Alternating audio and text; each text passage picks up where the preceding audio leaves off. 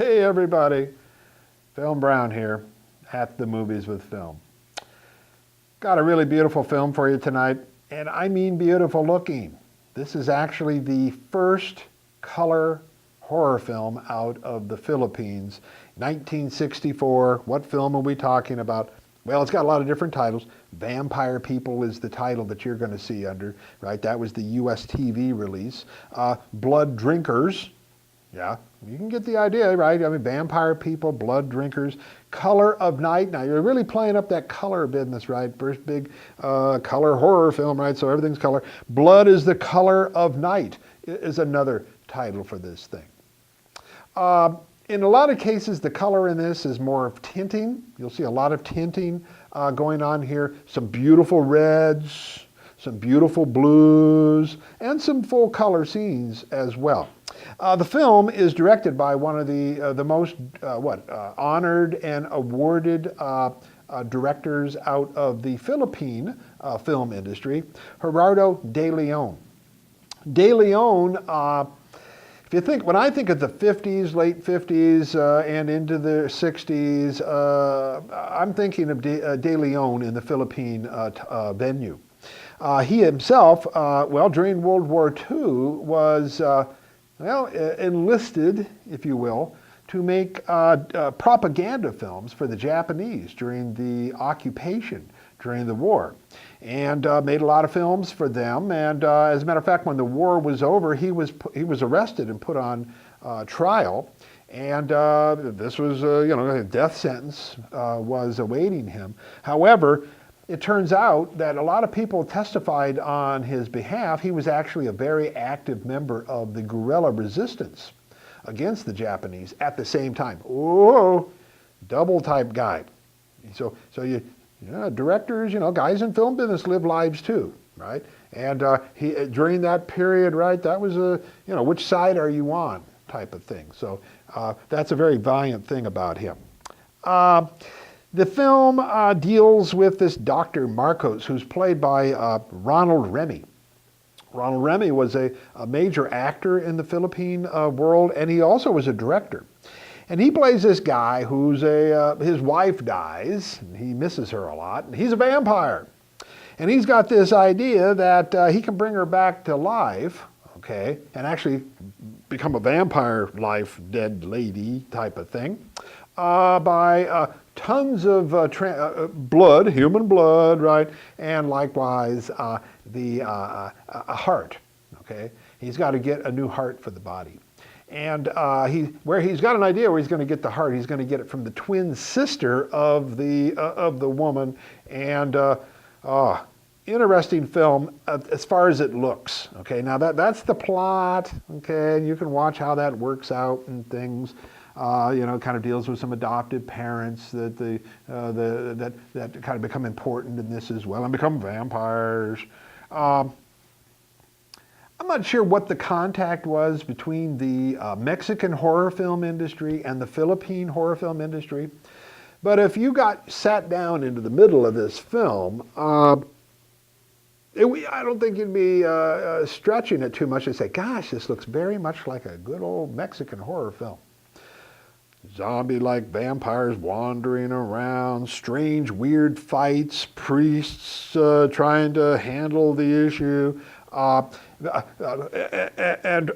Remy, okay, bald-headed vampire guy, wandering around, and the dialogue in this film is delivered in rather kind of dreamlike fashion. While you're watching this, you might, hey, it's too late now, but one of the best ways to watch this is go to sleep. You can do that now if you want to. Go to sleep right now, and then kind of wake up in a little bit, and then kind of like, yeah, what am I seeing here, right? And have all the lights turned off, and then go back to sleep a little bit again. And whoa, right? Because the images are right out of nightmares. The images are right out of that dreamlike world. Beautiful. Now, if the plot isn't something to your liking, park your brain outside and just let your eyes do the work. Very beautiful photography. De Leon really did seem to have a good idea of how to frame a shot. Likewise, how to manage his bodies, if you will, okay, within the frame, singularly or in small groups or large groups. And likewise, the use of the color, okay, or the kind of the bizarre use of toning and tinting, kind of harkens back to the silent film tradition, right? Because that was a standard. They would tint films so that nighttime scenes would be bluish, right? There would be amber type of interiors, right? Maybe you would have during the day it would be lighter blue, right? Outside, maybe in a forest setting have a little bit of green and things. Now there's a sort of a layering of tinting that's going on that makes this film quite pleasant to watch, quite disturbing to watch. And again, maybe, after you're done listening to me, take a few seconds to fall asleep. Now, don't miss the movie, okay? Now, if you miss the movie, it's probably going to be showing again, right, later on tonight. That's the way to do it, right? Fall asleep, wake up now. You might walk into watching another film, but that even is what makes it cooler even. I love to do that, where you fall asleep and you're watching Perry Mason, let's say, and then, and then you wake up and all of a sudden, hey, I'm in the Twilight Zone all of a sudden. I go back to sleep again. It's like, oh, Alfred Hitchcock Presents, and then what the heck, I'm in Mannix and then Ironsides. Mix them all together and man, you've got a beautiful experience at night. You're not worried about the narrative, maybe little snatches of dialogue, but it's just the images and things. And for me, I wake up, I don't have my glasses on, right? And I'm like, hey, Raymond Burr, what happened to Perry Mason? He's in a wheelchair, looking kind of colorful. Wow, whole new experience of watching movies. Who says you have to watch a movie, very cognizant from the beginning to the end, no interruptions, and I'm an ideal viewer, no interruptions, please, nobody talk to me. Quiet, quiet! Dog, get out of here. No, we don't watch films like that. No, you might in a movie theater.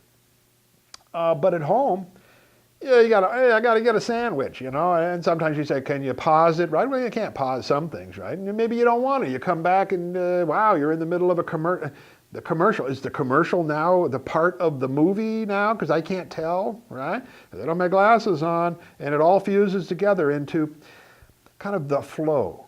Okay, Raymond Williams, a great Marxist theorist about television and film, talks about how television works in flow patterns. You don't sit down and see chunks of things like I'm in a commercial. They flow together like one big narrative.